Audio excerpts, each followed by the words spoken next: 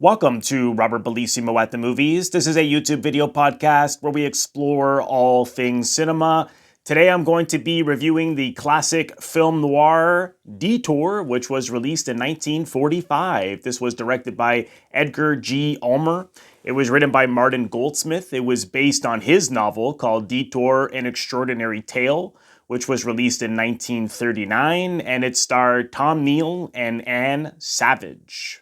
I'll just read out a brief synopsis. The life of Al Roberts, a pianist in a New York nightclub, turns into a nightmare when he decides to hitchhike to Los Angeles to visit his girlfriend. So I've seen this film a number of, at least 4 times, and every time I've watched it, my admiration for it grows. And I'm trying to remember the first time I saw it.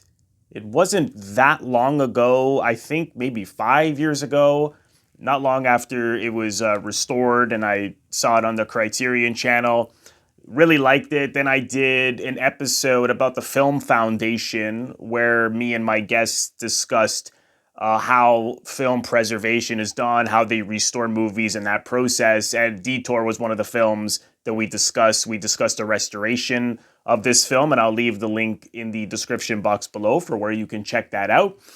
And I showed it to my parents not too long ago, and then I thought, I should really review this because it's a really good film. And then I watched it again, and I really think it's an extraordinary film. I think it's really, really, really good. And just looking at the film noir aspects of it, this film, if there is, film noir is different for everybody, but if there is such a thing as ticking almost every single box in terms of style, themes, narrative structure, characters, it has everything. It's told in voiceover. It's told in flashback. We begin really at the end of the story, so that really highlights the feel of this person is doomed, particularly because you see how anxious he is, or that he's in some kind of severe trouble. The looks of anxiety on Tom Neal's face that they photograph so beautifully in the diner, the anxiety really comes through. Of course, we have Anne Savage's fantastic performance as Vera, who's classic femme fatale, different than other femme fatale characters that we would see later, but which I'll get into. Money, greed is a big aspect of it. Fatalism. It's bleak. It's really bleak. It's not even just bleak. It is absolutely 100% a cynical downer. But that's what we love about these movies, is that what's so juicy about them and are so strong emotionally, and ultimately we have a character, Al Roberts, who Tom Neal plays, who's essentially a decent person who just winds up making choices that he knows are wrong. Morals are a big part of film noir, questions of one's morals. Doing something wrong, even though you know it's wrong, but doing it anyways to save yourself or for a variety of reasons, if they need the money to survive. In this case, it's to save himself. So he thinks he's saving himself, but ultimately his decisions make things much, much worse. And so it has a German expressionism style, certainly sometimes.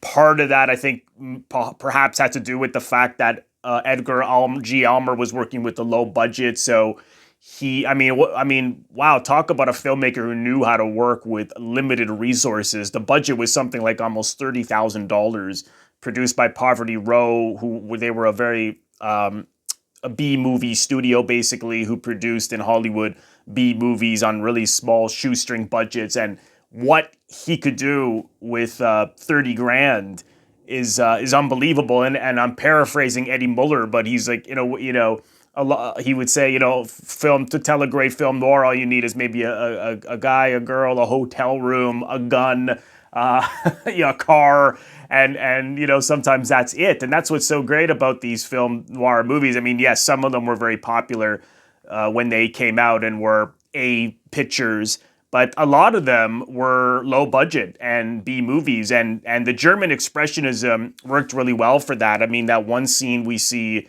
between Al Roberts and his girlfriend as she tells him that she's going to move to Los Angeles to try to become an actor. And as they're walking outside, just total fog around them.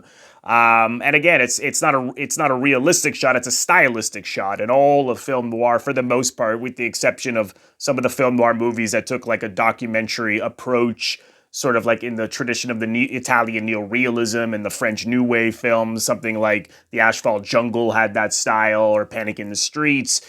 This certainly, utilized that stylistic German expressionistic style of filmmaking. And one of my, like I mentioned earlier, one of my favorite shots is in the diner where we see Al Roberts as he's sitting there and the camera goes really, really close to his face. And suddenly you just see light around his eyes, and it's very, very dark as the lighting changes during the shot. And it's incredible. The way it uses POV towards the end, which I'll get into, was really simple, but yet so emotionally effective to really bring you into the state of mind of Al Roberts and what he's experiencing emotionally. It's terrific. And as I, here, as I put in the title of the video or in the thumbnail picture, this is a film noir we can all relate to. And that might seem like a strange thing to say. And what I basically mean by that is what I like so much about the film, and I think we can all relate to this, is that we wind up going down one road in life, and often we get sidetracked. We go through some kind of a detour, and that's life. And we can only control so much in our lives, and we make certain choices, and how things unfold often are not up to us. And all kinds of things happen: good things, bad things, decent things, sad things, happy things, tragic things, and then sometimes really, really bleak things, which sometimes can leave us questioning, why did I deserve this? Why is this happening? But it happens all the time to people, decent people, who maybe just made some mistakes or maybe not. And then really horrible, horrible things happen. And there's even a wonderful quote, which I would love to read in the film, from Al Roberts. "That's life. Whichever way you turn, fate sticks out a foot to trip you." I love that. The film with the voiceover as well, and the narration, and how, you question how reliable of a narrator he is in a way, because these stories are so outrageous, and they're not sort of impossible. It's not impossible that these things could happen, but they're far-fetched, but they're still possible. And it works more as like an actual nightmare, like a surrealistic nightmare. And I was watching some videos with Eddie Muller, and he was, some past intros and outros on TCM, and some people would write in, not understanding why this film is considered such a great example of noir, because it's got such an unbelievable plot. But as Eddie said, it's about a suspension of disbelief, right? And, you can't satisfy everybody. Some people just can't accept certain things. And it reminds me of what Hitchcock says, because some people would often criticize his films for having implausible plots. But I'm not quoting him directly, but it's about that as he put it, it's like, I'm making you believe it's happening. And that's what it's all about. And so a more imaginative audience who can just accept the situation and the story and not, think about whether it's believable or not, I think can really enjoy this. And I agree. I think that's what it's all about. It's that they make it real, and it adds to the surrealism, because it feels like a real life nightmare. And so adding fog as they're walking, all of these, having all that style and not a realistic style, adds to the surrealistic nature of the story. But what's so, as we see Al Roberts, he's this struggling musician in this nightclub in New York. He's not very happy. He's cynical. He talks about, there's no chance of playing Carnegie Hall. He's in love with this woman who decides to go to Los Angeles, and then he's missing her so much that he decides to hitchhike, make his way there to be with her. And of course, he gets in a car with a decent person who, has scratches on his hands, and he talks about this woman who he picked up and then he wound up throwing out of the car, and this whole story with her. But he's a decent person who helps him. He buys him a meal as they're out, and then that one little incident, and where basically this, it's raining so much he has to pull over because they don't have a hood, and he pulls over, opens the door. The guy falls. He wasn't waking up as he was trying to wake him up while they were driving. Opens the door, he hits his head on the rock, and is dead. Now, did he die earlier? Why was he? He doesn't know. There's no way of knowing until you have a doctor look at the body. And so this is where these thoughts run through his head. If I go to the police and say what happened, no one will believe me. They'll think that I clocked him to take his money. If I hide the body, that's kind of my best option, and I'll just dump the car. So he goes through all these options, in a way I can understand why he would think he would get caught, but to hide the body, take the guy's clothes, take the car, take his money, and then drive off and dump the car is ridiculous. I mean, he's looking for trouble. I mean, in a way, it's almost like he wants to get caught. I've heard some critics sort of discuss that. Maybe there's some subconscious, self-destructive impulse he has to destroy himself because he's so unhappy with his own life, other than the fact that he's really in love, which is great, but he's very unhappy with his career. Does that have anything to do with it? It's ambiguous. It's ultimately up to the audience. But it's such a strange choice. But I think in a way, it's sort of a waste of a time to look at the psychological possibilities in a realistic way, because it is so. Like I said, it's a nightmare. It's like a dream. It feels like a dream, and so this is what he does, and you just have to go with it. And don't we all make stupid choices, right? We all make dumb choices. We all think we're doing the right thing, but maybe we're not. And so he drives off, and who does he pick up but Vera, played by Anne Savage, what a performance, and she's so scary in it, and it's not really a realistic performance, it's a stylistic performance. She's behaving in this sort of evil and mean way, but it's so effective. It feels like it's designed and it's a little broad, but it really works. She really pulled it off. Pulled off a wonderful performance. Apparently, her and Tom Neal, I thought they had really good chemistry, but apparently they did not get along, and they would only, according to her, anyways, they would only talk when the cameras would start rolling. I'm just looking at the IMDb trivia here. It says, according to Anne Savage, she and Tom Neal did not get along during filming. Savage stated that Neal embarrassed her on the set by putting his tongue in her ear. She retaliated by slapping his face as hard as she could. After that incident, they did not speak to each other except when filming scenes.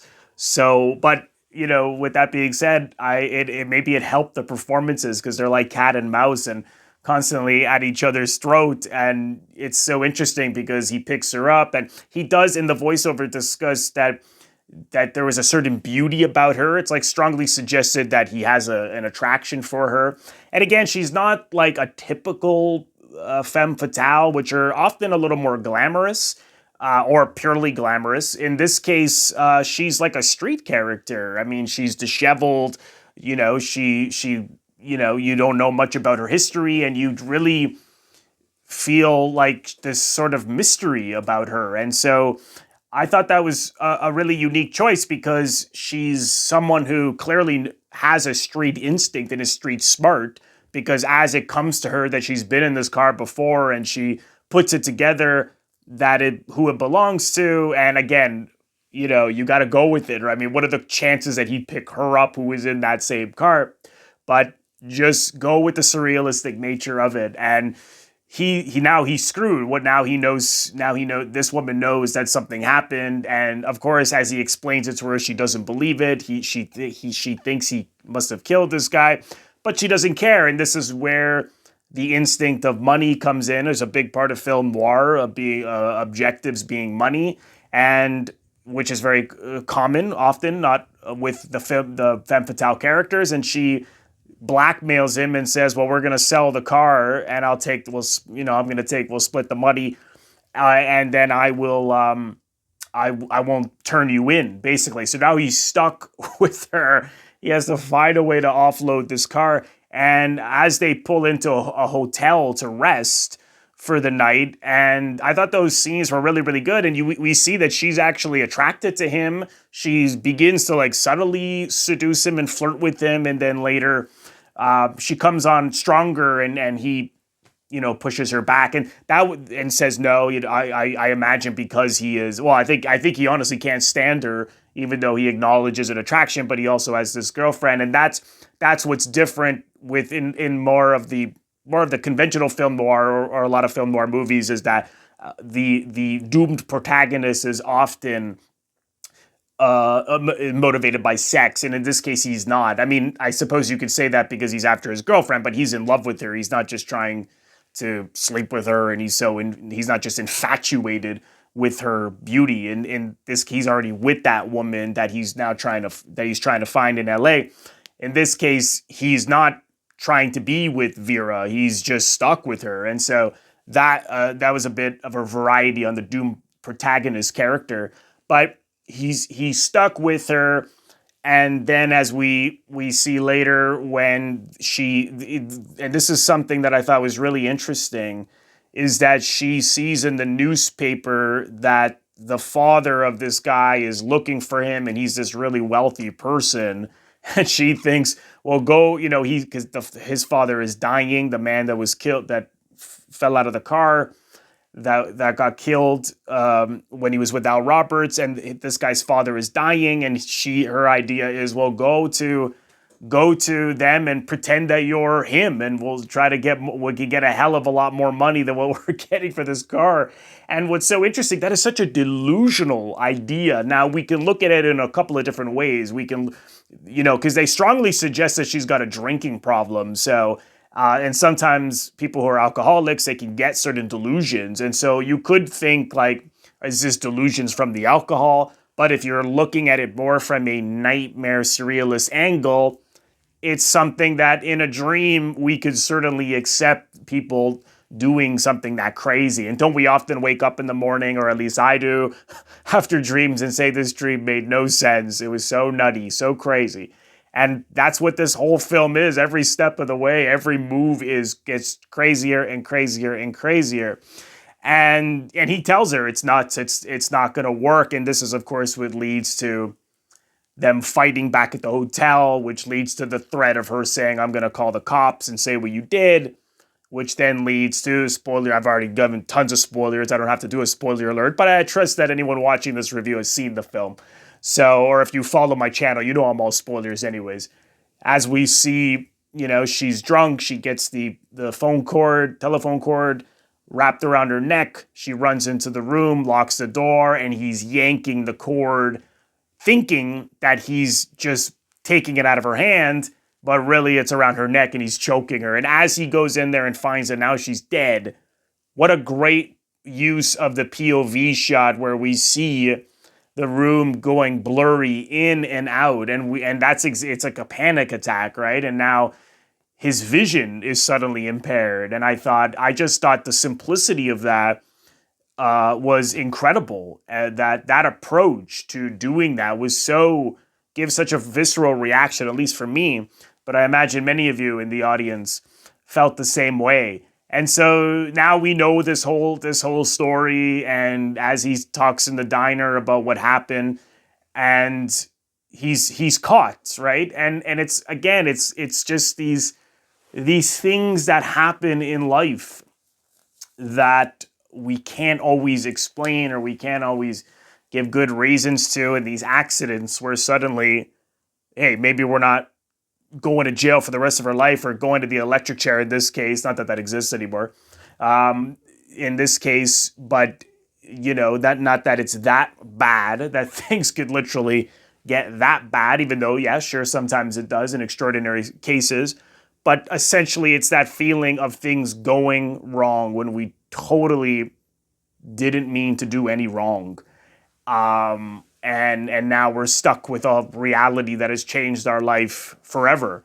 And that's really the glue for me here. That's really the heart of it, which I find so strong and so relatable and so bleak, and it's done so well. And what a great film. And I just want to also talk Tom Neal, who gives as Al Roberts. I thought he was quite good, and I'll leave the link in the description box below of Eddie Muller talking about Tom Neal's life after this, because his life was like a film noir. He had a lot of really crazy things happen.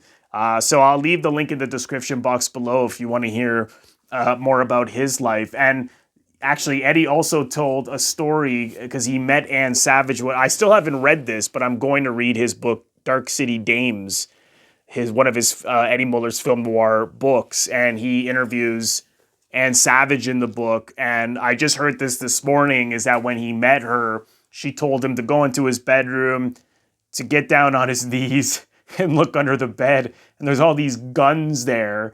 And then she goes, "Now you know, so don't mess with me." I'm paraphrasing, but Eddie tells the story a lot better than I do. I'll leave the link in the description box. But he interviewed her for the book and profiled her, because this book is all about the various femme fatale characters that he highlights. And so, he wanted to interview her for the book. But it's an extraordinary film. So if you haven't seen it, I highly recommend checking it out. And you can watch it on the Criterion channel. There's also some great special features, which you can find there, or you can get the Blu-ray or DVD. Thank you so much, everyone, for watching. I want to thank all of my members on Patreon. If you're interested in becoming a member of my Patreon, head over to the link, patreon.com/Robert Bellissimo at the movies for full details. Patreon is exclusive content that I create month in and month out. And as a subscriber, you are able to vote on polls and contribute to what I do on Patreon month in and month out. So head over to the link for full details. You can also leave a donation directly to my YouTube channel by pressing the thanks link, which you will find directly below the video frame. Just click on the thanks link and you can leave a donation there if you choose to. And lastly, if this is your first time here, please consider subscribing. It is absolutely free to do so. By pressing the Robert Bellissimo at the movies logo, you will see it floating above my head in the top left corner. To your top left in just a second, just click on that and then click the bell in order to get a notification every time I release one of my new episodes. Also click the like button and leave a comment below. Let me know what you think of this episode.